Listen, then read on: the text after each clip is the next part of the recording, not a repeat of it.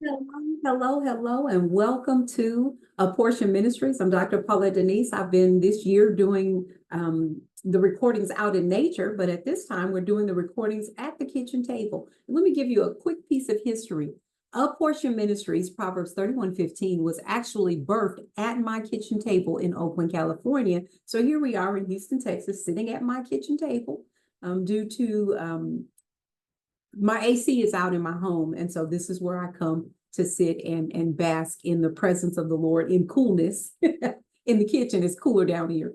And so I have a word that the Lord gave me about 2 weeks ago, and I've just been sitting on it. And I asked the Lord, I was going to go and do it outside yesterday. And Holy Spirit said, just do it when you're at home. So God, we thank you and we praise you for always speaking to us, leading us, guiding us, instructing us, correcting us, giving us revelation, illumination, knowledge, insight, wisdom, and grace upon grace upon grace to understand everything that you are saying to us in this timing, in this season. This is a year of authenticity. And so you are calling us, deep is calling to deep, and you are challenging us and pushing us and shaping us and changing us and molding us to be the our authentic identity in the earth realm for such a time as this. And thank you for these prayers and nuggets that we have mined in your presence. In Jesus' name we pray, amen, and bless God. Let me share.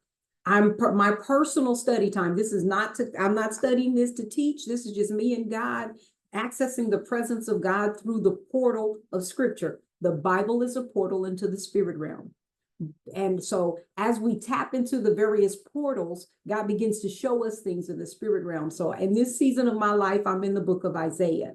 And so I'm in the book of Isaiah, and I came across this particular verse. And I said, wow, that is my prayer for us today. So we're going to look at 4 scriptures today, really 2 scriptures and a declaration that I wrote using 2 other scriptures. We're going to be looking at Isaiah chapter 29, verse 24. That's Isaiah chapter 29, verse 24. And then we're going to go over to Acts 17, verse 28 through like 30 something. I'll tell you where we stop at on that one. And then we'll close with the declaration that I wrote. And this declaration is based on Psalm 17, the last verse of Psalm 17 and Psalm 75. So this is just God doing an amalgamation, a gumbo, putting together several things as I've been spending time in the presence of the Lord. This is what he's saying to me, and this is what he told me to share with those who are connected to A Portion Ministries. And so let me get into my screen share. That's the other good part about doing it at home. I can put these scriptures here.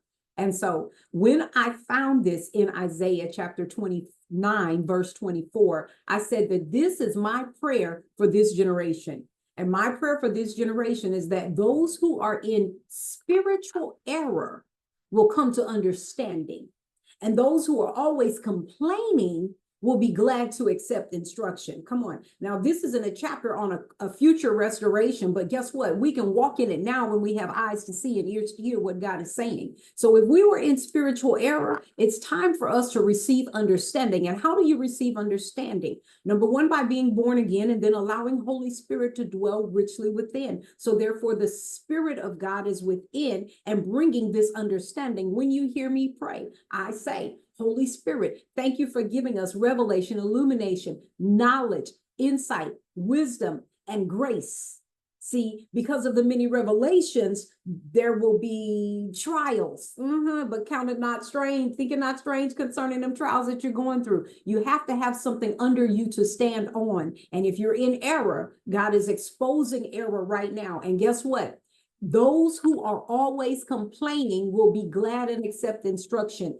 That murmuring and complaining is what got the children of Israel on a 40-year journey instead of an 11-day journey, because they were murmuring and complaining. Let us come out of error. If that was our portion, if we were found murmuring and complaining, let us do as the psalmist says, set a watch before my mouth, set a guard before my mouth that I not complain. Because see, out of the abundance of the heart, the mouth speaks. So if the kingdom is in your heart, meditate, seek first the kingdom so that the murmuring and complaining goes away, and then accept instruction on how to seek it.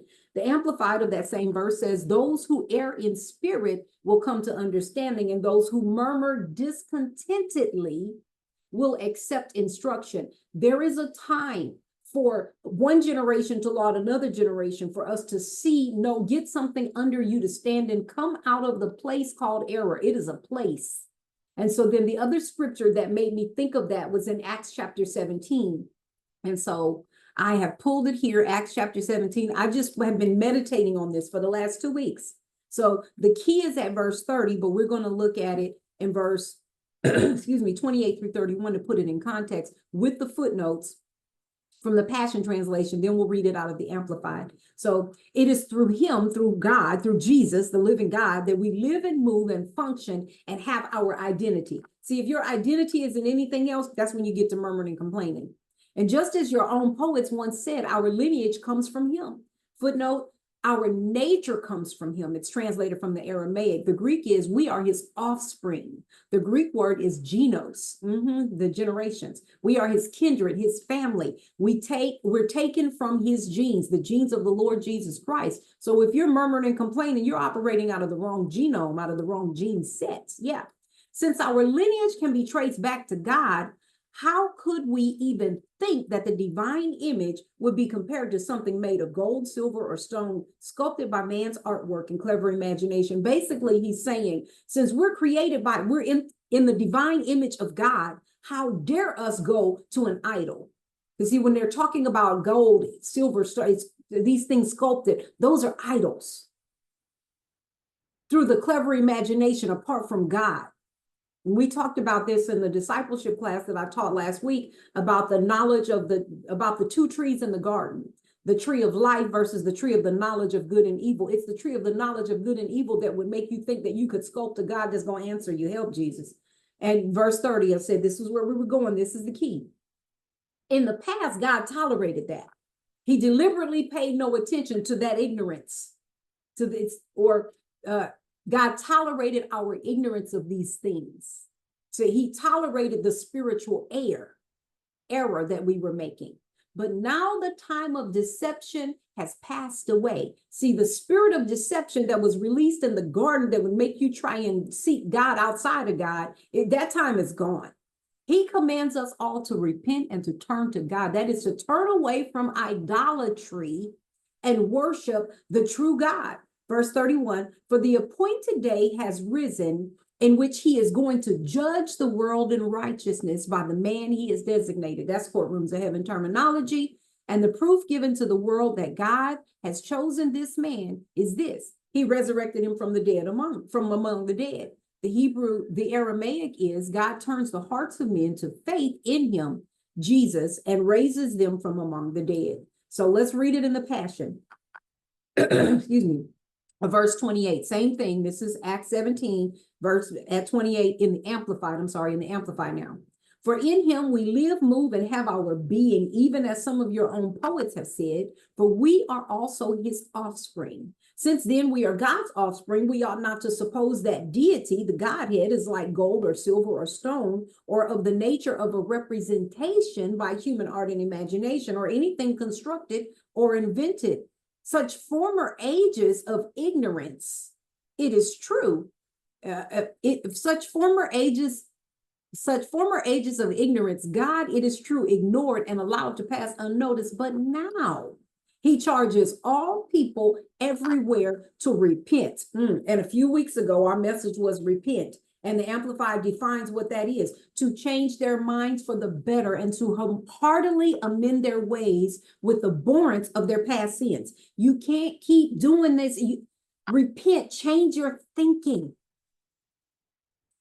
Because he has fixed a day when he will judge the world righteously or justly by a man, capital M, whom he has destined and appointed, excuse me, for that task, and has made this credible and given conviction and assurance and evidence to everyone by raising him from the dead. And so lastly, this declaration that I want us to see, if you meditate on your own, I'm not going to read it all in context, which I did in my study time.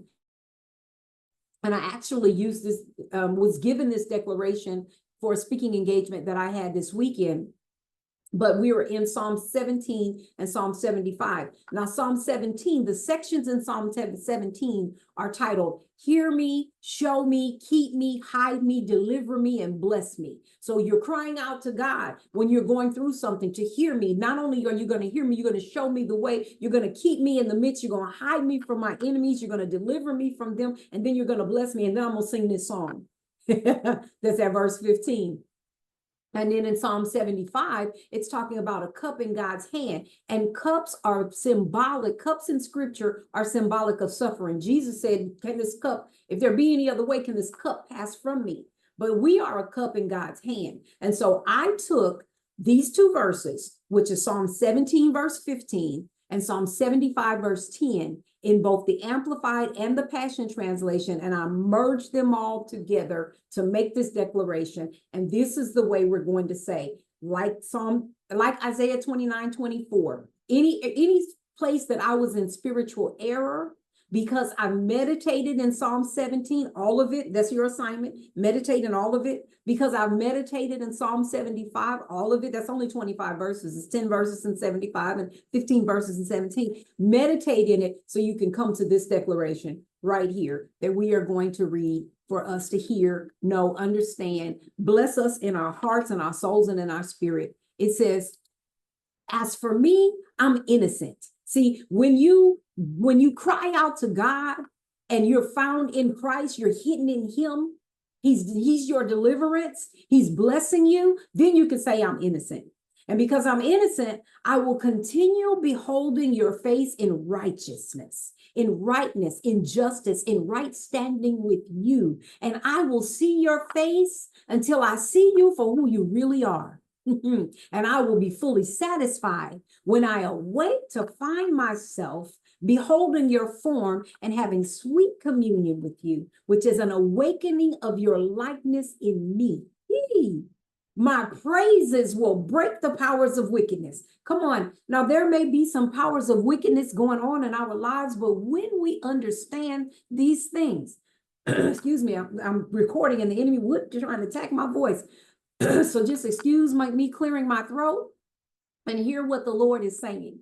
My praises will break the powers of wickedness, period, D dot.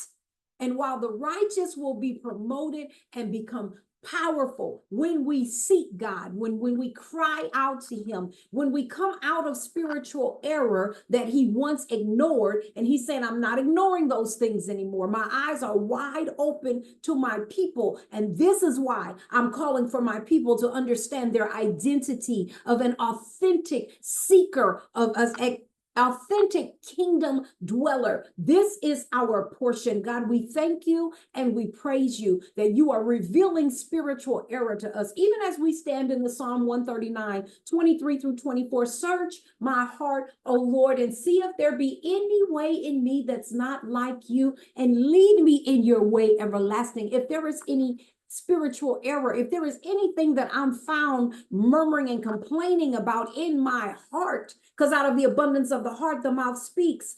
Lord, help me to speak only words of life and not death. Help me to plant the heavens with my word. Help me to manifest thy kingdom come, thy will be done on earth as it is in heaven. In Jesus' name I pray. Amen and bless God. I pray you've been blessed by this. See you in the next video. Prayerfully, it doesn't take as long as this one. Be blessed.